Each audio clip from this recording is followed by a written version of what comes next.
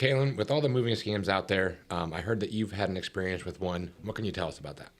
Yeah, so we got a call from a potential customer asking us some questions. They had already booked their move with somebody, and they were kind of sketched out on the company, and they weren't sure. So I just gathered the information for them. If you call us, I'm always more than willing to go through and look at the company, see if they're a legit company or see if they're a broker. And so that's what I did with this one. And all the signs led to that this company was a broker. And I personally don't like brokers at all. Like, they frustrate me so much. They give a bad name to the moving industry, and I can't stand them. So after I get off the phone with this potential customer of ours, and I'm like, you know what? I'm going to call this company, and I'm just going to act like just a normal person and see what information I get out of them. So I call them, and I call them from my cell phone so it doesn't come through as the office line or whatnot. And I'm just playing like completely like I don't know the process of moving. And so my first question to them is, I'm moving from Ohio to North Carolina. Like, what's the cost? And the guy just spits out a number, $1,200. That's not legit. That's not a legit price to move. He didn't ask me how big my house was. He didn't ask me how many items I was moving. He just spit that number out to me. So then I'm like, well, is there a way that I can get an estimate? So I know exactly what all, a friend told me that I need to get an estimate for a move. And he's like, yeah, we can do that. What items are you moving? And I said, well, do you have somebody to be able to come in and do an in-home or like a virtual? And he said, nope, we only do it over the phone. I said, okay. And so I start listing items that I can think about, in a 2-bedroom home. And he again spits out $1,200. I'm like, what do you mean $1,200? Like, that's just crazy to me.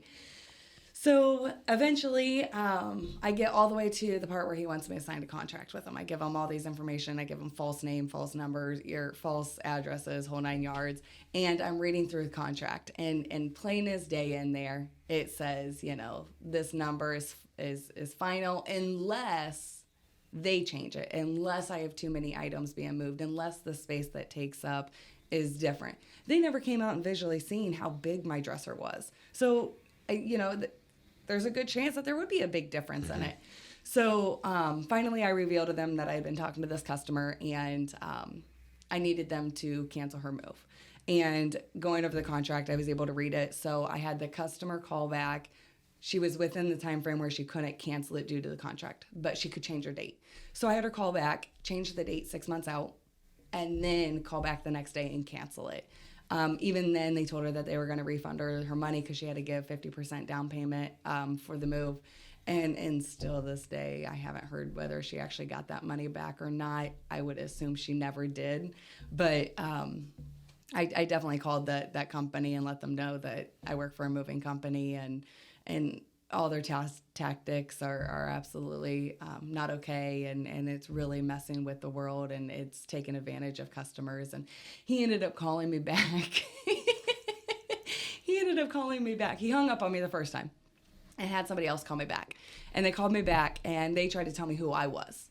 They said that I worked for this other company, and that this guy Joe was my boss. And I'm like, you don't even know what you're talking about.